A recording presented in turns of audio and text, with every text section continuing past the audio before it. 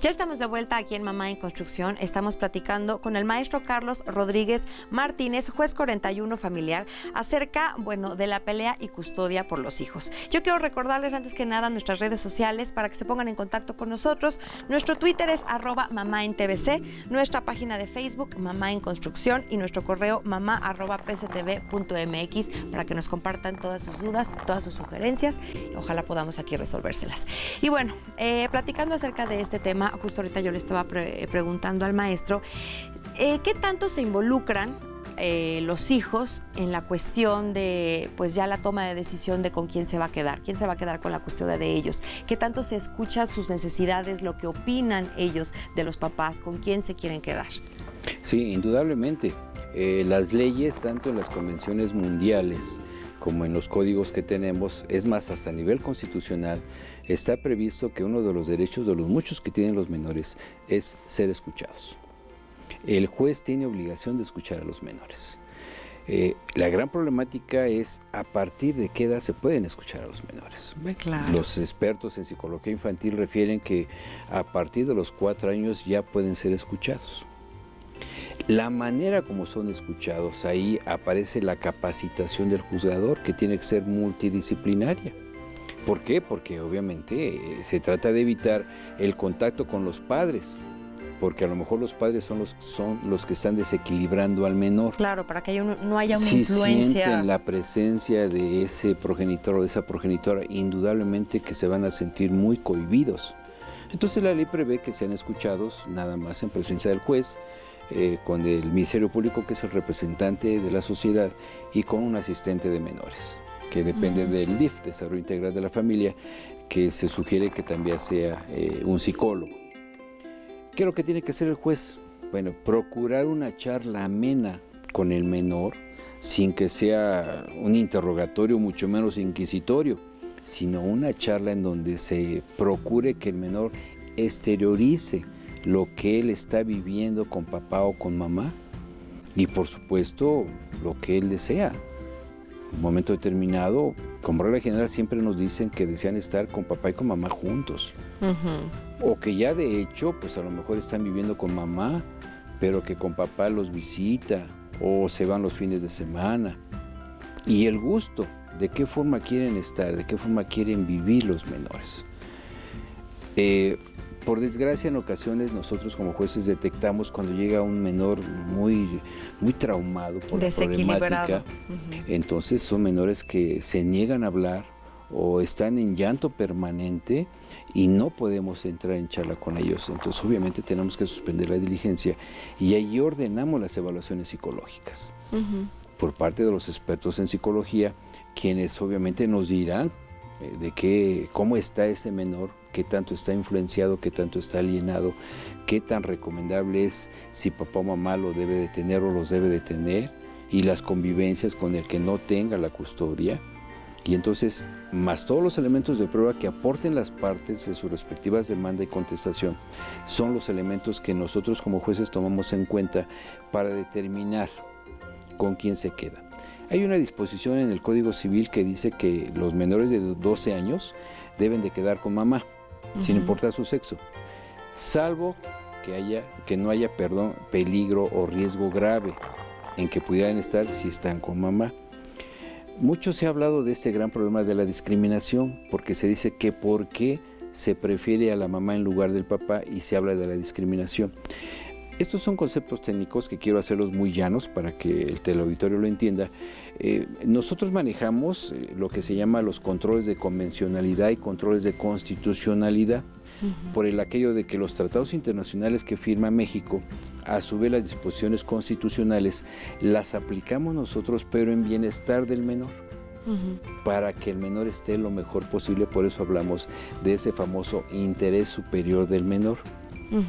Pero no porque discriminemos, porque nosotros podemos determinar, aunque haya una disposición que diga menores de 12 años con mamá, pero a lo mejor por estas circunstancias de las cuales estamos hablando, quizás sea más conveniente que esté con papá.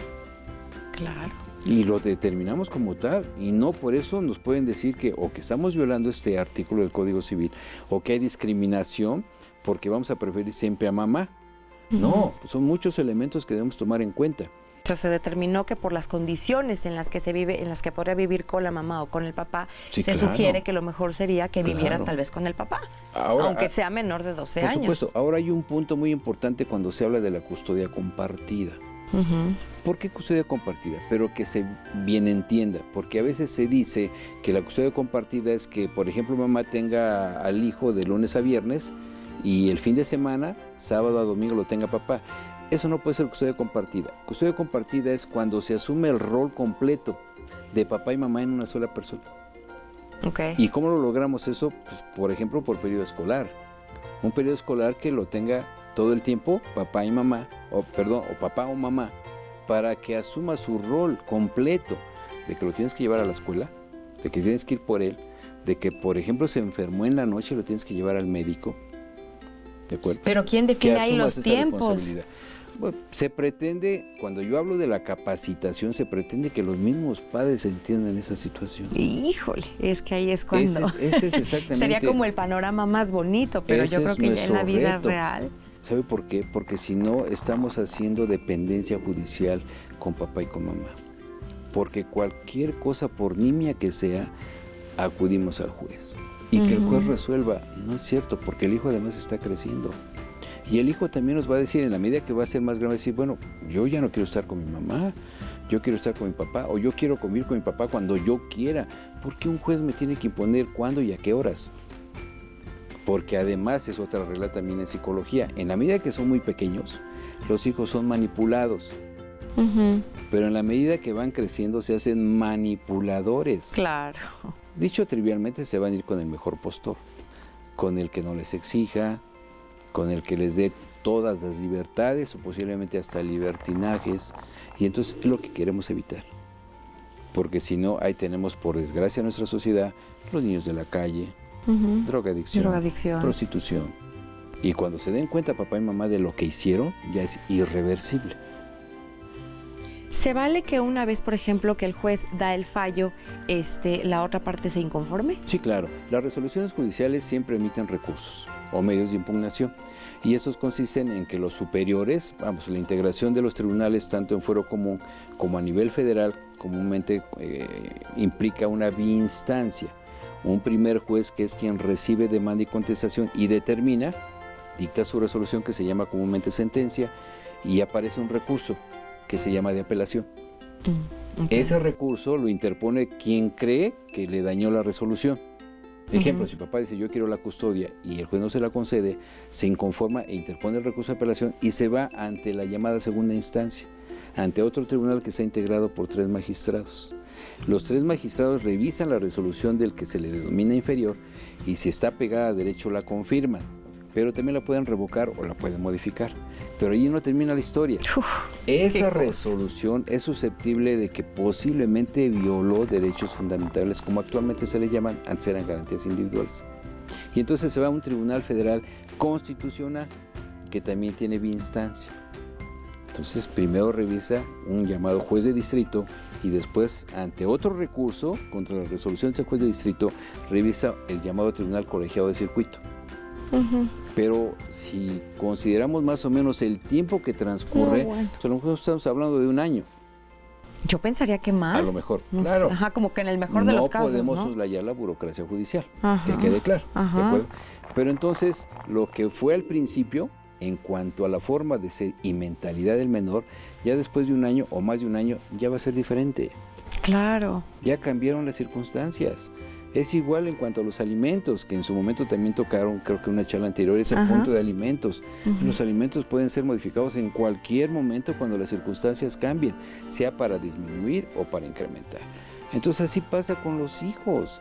Es más, es hecho notorio que los hijos, aún ya mayores de edad y casados, no es cierto que salgan del seno de los padres, porque pasan los conceptos de los abuelos, y seguirá vivo ese lazo que le llaman, ese vínculo consanguíneo entre los padres y los hijos y después los hijos de los hijos. Posteriormente. Pero la idea es esa, capacitar primigeniamente a los papás. Y vamos a erradicar la dependencia judicial. Ojalá. Estamos platicando con el maestro Carlos Rodríguez Martínez acerca de pelea y custodia por los hijos. Vamos a un corte y ahorita regresamos.